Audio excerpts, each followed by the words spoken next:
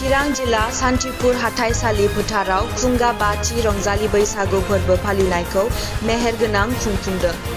बे हाबाफारियाव गाहाय आलासि महरै बाहागो लाफैदों जनक उजिर बुंथिगिरि मिरु दुलाराय बर' फरायसा आफाद। बेजों लोगोसे बिटिआरनि इएम रनजित बसुमतारी, जयन्त बसुमतारी आरो डक्टर सांग्रां ब्रह्मआ। बे हाबाफारियाव हारिमु मोसानाय बादायनायबो लादोंमोन। बादायनाय हाबाफारियाव मोसानाय बादायनानै सेथि बान्था मोननो हादों थाइगाजरा दालाइसा दुलाराय बर' फरायसा आफादा। नैथियाव बान्था मोननो हादों रनिकाटा UN एकाडेमि बिमा गांखंआ देरहासार जानो हायो।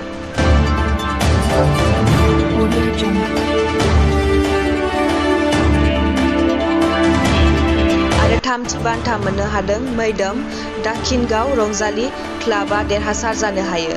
बेयावनो आङो नोंथांमोन साफ्रोम मिडियानि पार्सन बा गासै चेनेलफोरनिसिम रंजालि बैसागुनि गोदान बोसोरनि अननाय सिबिनाय आरो गाहाम हामलायनायखौ जोंनि साफ्रोमबो बिटिआरनि बर' माहारिनि सुबुंफोरनो लोगोसे बुहुमाव थानाय खना खनला बर' सुबुंफोरनो आङो गिबियावनो जासिहरग्रोनाय जाबाय। दा जोंहा जिथि दुवार दख'रा दुलाराय बर' फरायसा आफादनि 5थि रंजालि बैसागु फोरबो फालिथाय बियो दिनै सानसेनि हाबाफारिजों गाजा गोमजा जानानै थांबाय। बे हाबाफारियाव जोङो मैखोमै गासै बयनिबो मदद आरो हेफाजाबजों निस्सय जाफुंसारबाय होननानै जोङो साननानै लादों।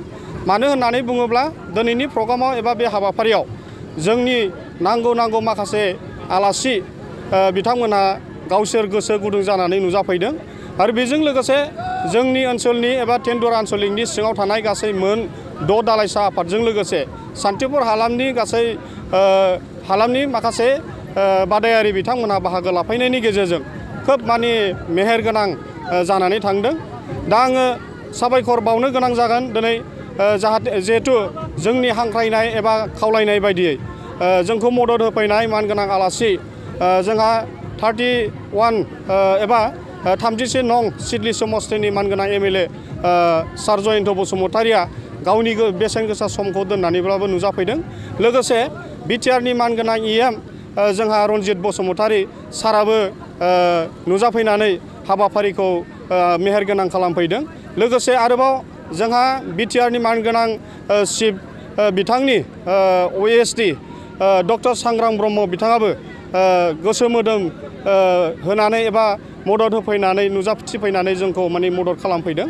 आरो लोगोसे जोंनि हालामनि एबा 14 नं चिरां दुवार UPPLनि मानगोनां आफादगिरिजों लोगोसे बिथांमोननि दैदेनगिरि लोगो बिथांमोन लोगोसे गुबुन आफादनि दल संगठननि दैदेनगिरि बिथांमोना जोंखौ हेफाजाब होफैदों।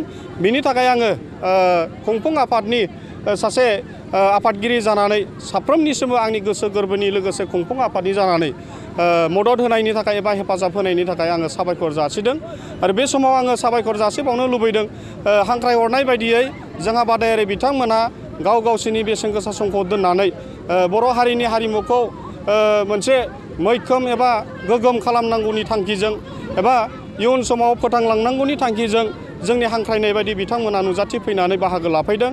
जोङो फुंबिलिनि समाव दुलाराय बर' फरायसा आफादनि मोनसे गोथार फिरफिलाखौ उरायहोनायजों लोगोसे रंजालि बैसागुनि मोनसे फिरफिलाखौबो उरायहोनो खाबु मोनदों। लोगोसे आरोबाव बे हाबाफारियावनो सरजाबनानै जोंहा मुंख्लंफोरखौ गोसोखांनानै बिबार बावनाय हाबाफारिफोरखौ लानाय जादों। आरो जोङो बिनि थाखाय गासै हाबाफारियाव बयबो बाहागो लानानै ओंथि गोनां एबा मिनिंफुल खालामनायनि थाखाय आं साबायखर जासिगोन। आरो लोगोसेबाव जोंहा बान्था हिसाबै बिथांमोननो जोङो हरनाय जाबाय जे सेथि बान्था हिसाबै जोङो नोगोद 15,000 रां लोगोसे नैथि बान्था हिसाबै जोङो हरनाय जादों माने 10,000 नोगोद रां आरो लोगोसे थामथि बान्थायाव जोङो हरदों 7,000 रां। आरोबाव बिनि अनगायैबो जोङो जोंनि गासै माने बाहागो लागिरि एबा कम्पिटिसनाव बाहागो लागिरि बिथांमोननो ओरैनो अनसुंथाइ साहा खरस बेबायदि हरनाय जादों। आरो गासैबो बिथांमोना बाहागो लाफैनानै खोब माने गावसिनि गोसोखौ मोजां मोनदों होननानै फोरमायलांदों। आरो बेखौनो आङो खुंफुं आफादनि जानानै आरो आंनि कनभेनर बिथांजों लोगोसे गासै आंनि लोगोसे आरोबाव जोंनि टेन्डर आनसलिक कमिटि एबसुनि आफादगिरि नेहाथारिजों लोगोसे आङो गासै मावथि सोद्रोमा बिथांमोनखौ आङो साबायखर बावनो गोनां जागोन आरो लोगोसे आं बेयाव साबायखर बावनो गोसो जादों जे जोंनि हांख्रायनाय एबा लुबैनाय बायदियै गोबां माखासे मददगिरि रांखान्थियावनो जा गासै मानि देहानि परिश्रम खामानि मावनायनि गेजेरजोंआनो जा गासै मानि जोंखौ मदद होबाय आरो खोब खम समनि गेजेरावब्लाबो मोनसे ओंथि गोनां हाबाफारिखौ जोङो जागायनायनिफ्राय जोबजासिम जाफुंबाय होननानै जोङो साननानै लादों। दा गुबुन गुबुन बिजिरगिरिफ्रा गुबुन गुबुन बिथिङै बिजिरगोन दा नाथाय जोङो बेखौनो गोग्गानानै बुंनायब्लाबो माने गुबुनफोरा जिखियानो बुङा मानो जोङो जोंनि मोनदांनाय एबा जोंनि जे आन्दाज खालामनाय जाखिनि टारगेट लानानै जोङो माने हाबाफारिखौ खुंनो सानदोंमोन बियो माने साक्सेस जाबाय होननानै आङो गोसोआव साननानै लादों आरो बयनिसिम साबायखर जासिगोन। जोबनायाव मोनसे नोंथांनि सोंनाय बायदियै जिहेथु जानाय लोंनाय होननानै बुङोब्ला जोंनि माने गोदो गोदायनि आजै आजौ एबा लेखा रोङै समनि माखासे समाव एबा सम आरो थासारिजों बैफोर माखासे जाथायफोरा जालाङोमोन।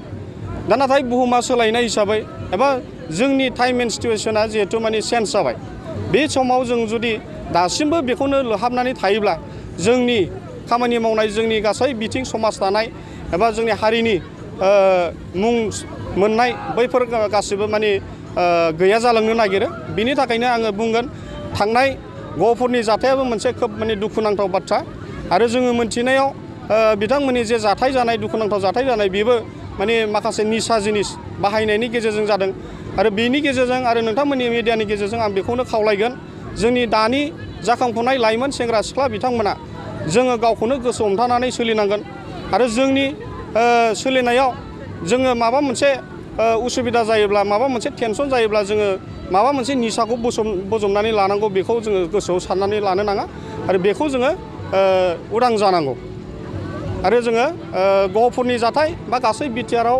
जानानै थांनाय माखासे दुखुनांथाव जाथाय एक्सिडेन्ट जानाय थैनाय बैफोर जाथायखौ लानानै जोंबो गोसोआव दुखु मोनो सासे बर' फिसा जानानै आरो गासैखौबो इयुन समाव आङो जोंनि लाइमोन सेंग्रा सिख्लाजों लोगोसे गासै जोंनि बर' माहारि आरो आसामनि बिटिआरनि थागिबि गासै सोद्रोमाफोरखौ गावनि जिउखौ माने बेसेन गोनां होननानै साननानै लानानै जोङो इयुन समाव माने जिउखौ अननो रोंनांगोन आरो सोलिनो रोंनांगोन बेखौनो आं हास्थायो।